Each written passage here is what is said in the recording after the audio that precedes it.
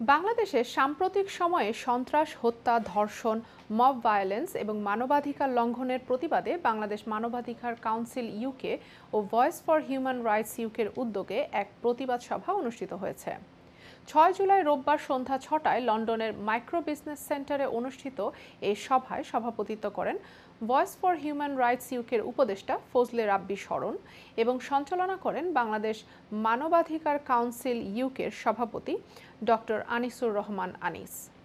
সভায় বক্তারা দেশে চলমান সহিংসতা, ধর্ষণ, সংখ্যালঘু নির্যাতন ও মানবাধিকার লঙ্ঘনের তীব্র নিন্দা জানান এবং প্রশাসনের নীরব ভূমিকার সমালোচনা করেন।